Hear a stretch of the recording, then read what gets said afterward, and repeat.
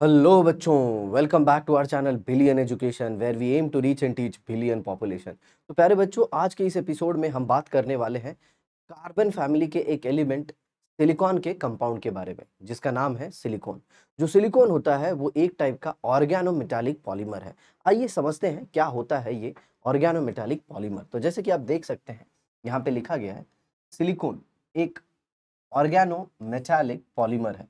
अब ये ऑर्गेनो आप सब जानते हैं, ऑर्गेनिक केमिस्ट्री जो कि हाइड्रोकार्बन की स्टडी होती है। तो कार्बन और उसके साथ जब कोई मेटल अटैच है या फिर मेटलॉइड बताना होगा बच्चों, क्योंकि बहुत सारे बच्चों को ऐसा लगता है कि सिर्फ मेटल अटैच होता है कार्बन के साथ तो उसी को हम ऑर्गेनोमेटालिक कंपाउंड कहते हैं।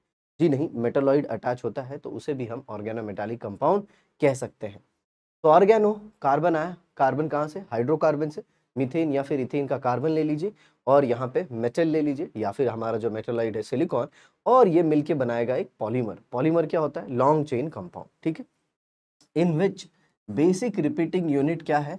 R2SiO। अब ये कैसे रिपीट होगा देख लीजिए यहाँ पे, ये R और यहाँ पे O। ये सिंपल रिपीटिंग यूनिट है, मतलब ये बार बार रिपीट होगा किसमें? पॉलीमर। ठीक, यहाँ पे देखिए प्रिपरेशन। इसका प्रिपरेशन कैसे करते हैं?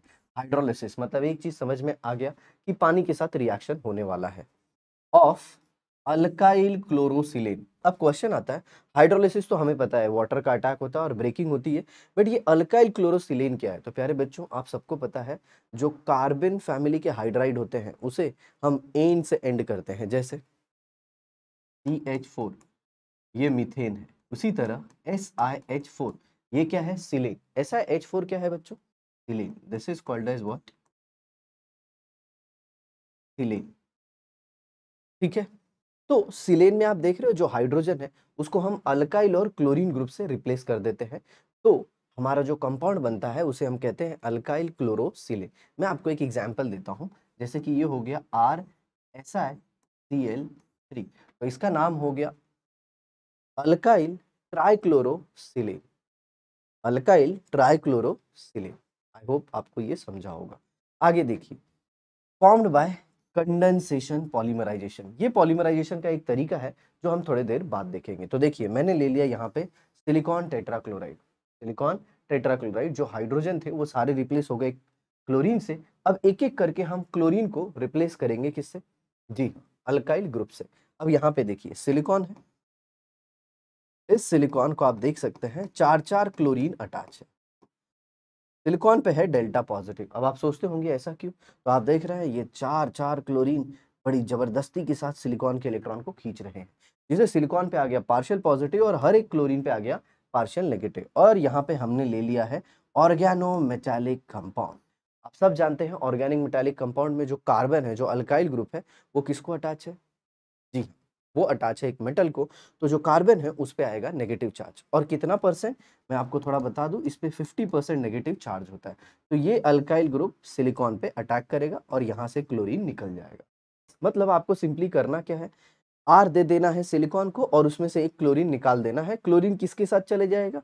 जी हाँ, MgCl के साथ। और यहाँ से क्या निकल जाएगा?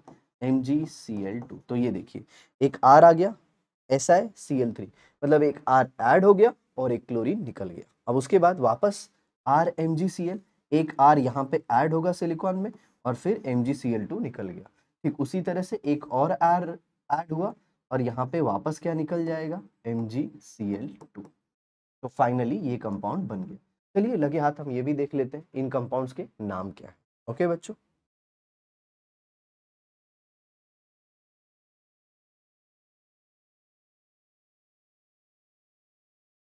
तो यहाँ पे आप देख सकते हैं इनके नाम मैंने लिख रखे।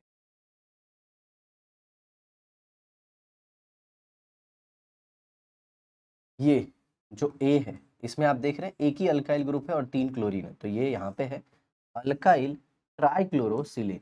एक अल्काइल, एक आर ग्रुप, तीन क्लोरीन, इसीलिए ट्राइक्लोरो, और सिलिकॉन के लिए सिलेन। अब आ जाते हैं बी पे। ये क्या है? Die alkyl. डाई अल्काइल, दो अल्काइल ग्रुप, ये सिलिकॉन और दो क्लोरीन, इसीलिए इसे कहेंगे डाई अल्काइल। क्लोरो के जगह यहाँ पे डाई क्लोरो आएगा और ये सिलेन। फिर ये सी क्या होगा? जी हाँ, उसी तरह try alkyl chlorosilane, try alkyl monochloro सिलीन, तो ये इनके नाम हो गए। अब इसी का हम क्या कर देते हैं, हाइड्रोलिसिस। जैसे हम सबसे पहले बनाते हैं डाई सिलिकॉन। मैं आपको बताना चाहूंगा बच्चों, ये ट्रू सिलिकॉन नहीं है, क्योंकि बेसिकली सिलिकॉन होता क्या है, सिलिकॉन होता है एक पॉलीमर। देखिए यहाँ पे लिखा भी गया है, सिलिकॉन क्या होता है, सिलिकॉन होता है एक पॉलीमर जिसमें बार बार एक यूनिट रिपीट होती है। लेकिन आप देख रहे हो यहाँ पे 2 ही यूनिट मिलके सब कुछ खत्म हो गया। ठीक है, थोड़ा और समझते हैं।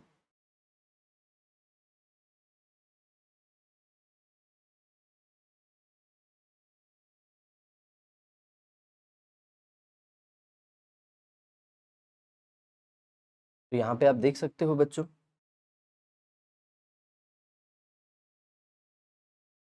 ये ट्राई अल्काइल क्लोरोसिलेन ले लिया मैंने। मैं इसका नाम लिख देता हूँ, ये क्या है, ट्राई अल्काइल क्लोरोसिलेन।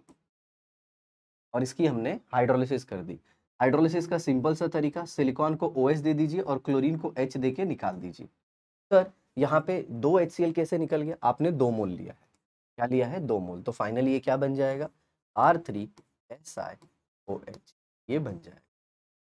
ठीक है, इसका नाम क्या हो जाएगा, ट्राई अल्काइल हाइड्रोक्सी सिलेन। उसके 2 मॉलिक्यूल ले लीजिए और वाटर मॉलिक्यूल निकाल दीजिए। ये देखिए यहाँ से OH और यहाँ से H, आप वहां से भी OH यहाँ से भी H ले सकते हैं। ठीक है, अब इसमें से सिंपल वाटर मॉलिक्यूल का एलिमिनेशन हुआ।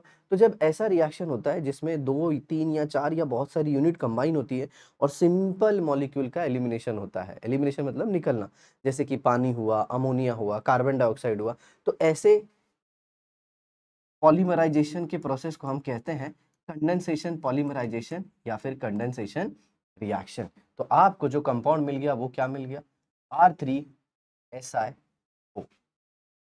R3SiO, और यहाँ पे भी क्या होगा, R3Si। ये O को रहने दीजिए, तो सेंटर में सिर्फ एक O आएगा, R3SiO, और फिर यहाँ पे वापस R3Si।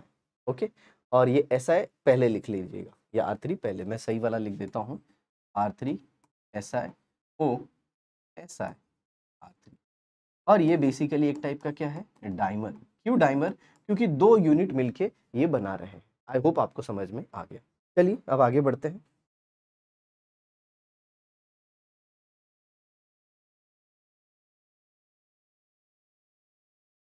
अब आ जाते हैं हम अपने दूसरे इंपॉर्टेंट पार्ट पे, और क्या है वो, जी हाँ, हमारा true polymer, that is linear या फिर चेन सिलिकॉन।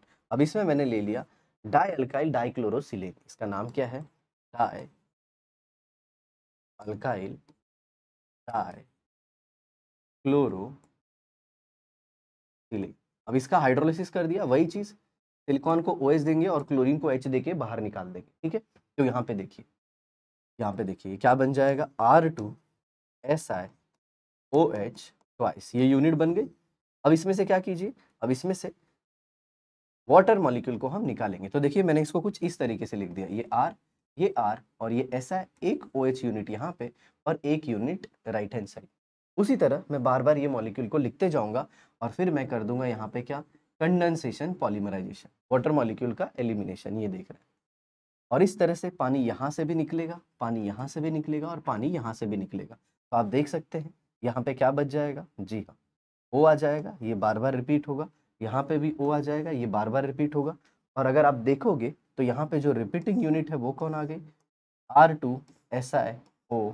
देखिए R2SiON, तो सिंपल हमारी रिपीटिंग यूनिट हो गई R2SiO। तो जो रिपीटिंग यूनिट है वो क्या हो गई, R2SiO। Is that clear. और कैसे बना, वाटर के एलिमिनेशन से, इसीलिए हम इसे क्या कहते हैं, कंडेंसेशन पॉलीमराइजेशन। और इसे लीनियर क्यों कहते हैं, क्योंकि आप देख रहे हैं सिंपल लीनियर वे में क्या हो रहा है, वाटर का एलिमिनेशन हो रहा है और ये पॉलीमर बन गया। तो चलिए हम पहले अपने 2 जो पॉलीमर हमने बनाए हैं, एक्चुअली एक तो पॉलीमर था ही नहीं, उसे थोड़ा सा कंक्लूड कर लेते हैं। तो जब भी आप 2 मॉलिक्यूल लोगे, किसके, R3SiOH के, और उसमें से वाटर मॉलिक्यूल निकालोगे तो एक डाइमर बना देगा जो कि ट्रू पॉलीमर नहीं है। लेकिन अगर आप R2SiCl2 लेते हो, जिसे आगे चल के आप किस में कन्वर्ट करते हो, R2SiOH ट्वाइस, और फिर वाटर का एलिमिनेशन करोगे तो ये आपको दे देगा लीनियर चेन पॉलीमर, या फिर लीनियर पॉलीमर या फिर चेन पॉलीमर, जो कि ट्रू पॉलीमर है। ठीक है, चलिए अब हम आगे बढ़ते हैं अपने तीसरे वाले पार्ट पे। ओके, अब हम बात करेंगे क्रॉस लिंक्ड सिलिकॉन के बारे में। इसके बारे में क्रॉस लिंक सिलिकॉन। तो यहाँ पे आप देख सकते हो ये आ गया क्रॉस लिंक सिलिकॉन। तो आपको लेना है RSiCl3। अगर आप ध्यान दें बच्चों, तो जो हमने पहले डाइमर बनाया था, फिर उसके बाद लीनियर चेन पॉलीमर बनाया, और अब जब हम क्रॉसलिंक बना रहे हैं, क्रॉसलिंक मतलब कैसा, चारों साइड से ऑलमोस्ट बॉन्ड बनेंगे। ठीक है, आपको ऐसा लगेगा कि हर जगह से बॉन्ड बन रहा है। तो अगर आप देखोगे स्टार्टिंग से लेके अभी तक, तो हर बार जो अल्काइल ग्रुप है वो कम होते जा रहा है। सबसे पहले में R3SiCl था, दूसरे वाले में R2SiCl2 आ गया, और इस बार वाले में क्या, RSiCl3 आ गया। मतलब तीन तीन क्लोरीन आ गए। ये देखिए, अब ये तीन तीन क्लोरीन को हाइड्रोलिसिस से निकाल देंगे, तो ये क्या बन जाएगा, RSiOH,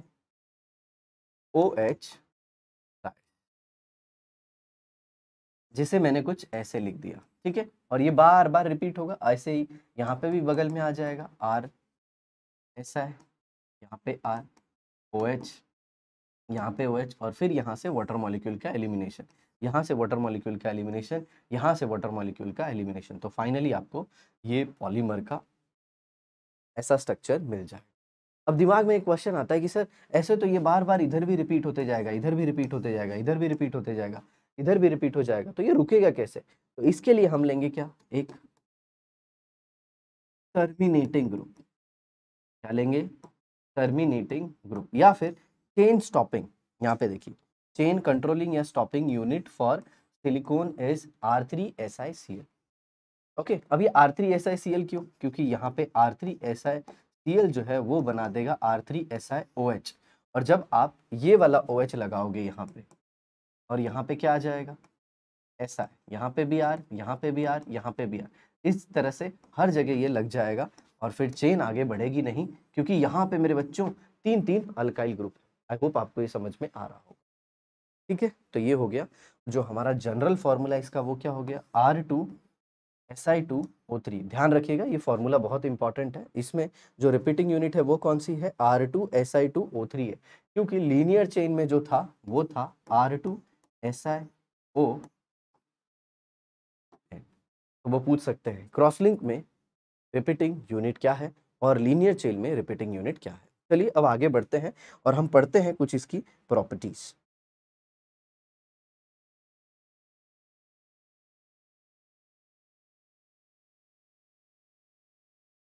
अरे भाई ऊपर तो जाओ, क्या हो गया इसे, कुछ ज्यादा ही ऊपर चला गया। तो ये देखिए, ये आ गई प्रॉपर्टी। तो आप देख सकते हैं ऑलमोस्ट केमिकली इनर्ट, मतलब ये किसी भी रिएक्शन में पार्ट नहीं लेगा, मतलब ये केमिकली अनरिएक्टिव है। क्यों, due to high bond energy of silicon carbon, silicon alkyl group and silicon oxygen group. ये जो बॉन्ड है इसकी बॉन्ड एनर्जी काफी ज्यादा है। आप सबको पता होगा रिएक्शन कराने के लिए कुछ बॉन्ड तोड़ने पड़ते हैं, तो इसका जो बॉन्ड है वो जल्दी टूटेगा नहीं, और जब टूटेगा नहीं मेरे बच्चों तो रिएक्ट कैसे करेगा। ठीक है, तो आपको ऐसा क्वेश्चन पूछा जा सकता है, silicon is less reactive due to, तो उसका आंसर सिंपल सा है, due to strong silicon carbon and silicon oxygen bond. Okay, आगे देख लीजिए, वाटर रिपेलिंग नेचर।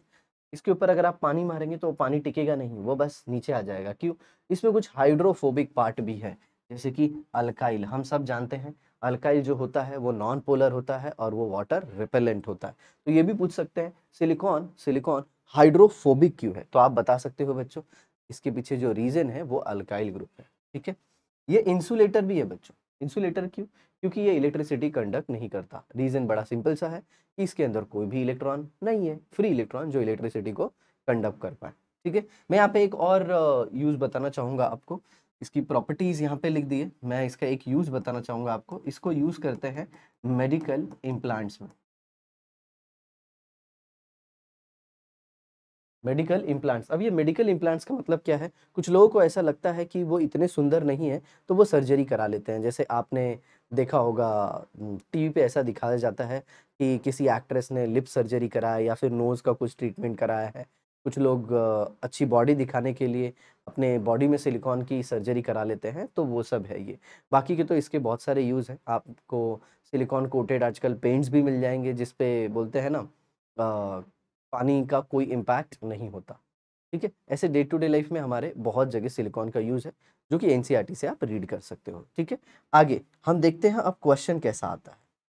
ठीक है, तो एक क्वेश्चन आपके सामने है यहाँ पे, ये देखिए, which of the which of these is not a monomer of high molecular mass silicon polymer, मतलब किस मोनोमर से high molecular mass silicon polymer नहीं बन पाएगा। तो याद है मैंने आपको बताया, हमने 3 पढ़ा था। सबसे पहले कौन सा पढ़ा था, डाई सिलिकॉन, फिर दूसरा कौन सा पढ़ा था, लीनियर चेन, फिर तीसरा कौन सा पढ़ा था, क्रॉस लिंक। आप सबको बताया डाई सिलिकॉन में तो लिमिटेड था, 2 ही यूनिट मिल सकते थे। तो डाई सिलिकॉन का फॉर्मूला क्या था, अगर आप देखो तो जी R3SiC, मतलब 3 अल्काइल ग्रुप, 1 सिलिकॉन और 1 क्लोरीन। ठीक है, तो आप देख सकते हैं यहाँ पे तो एक ही अराइल ग्रुप है, यहाँ पे मिथाइल एक ही है, यहाँ पे मिथाइल 2 है और यहाँ पे मिथाइल 3 है। तो यही हमारा आंसर होगा। Last but not the least, alkyl group की जगह पे अराइल ग्रुप भी हो सकता है। ठीक है प्यारे बच्चों, तो ये था हमारा इंपॉर्टेंट सा छोटा सा कॉन्सेप्ट। आई होप आपको वीडियो ज़रूर पसंद आई होगी। तो इसी तरह की वीडियो के लिए आप हमारे चैनल को सब्सक्राइब कर लीजिए, और जब भी आपको कोई डाउट आए तो आप ज़रूर कमेंट बॉक्स में लिखिए, हम उसे सॉल्व करेंगे। ठीक है बच्चों, बाय बाय।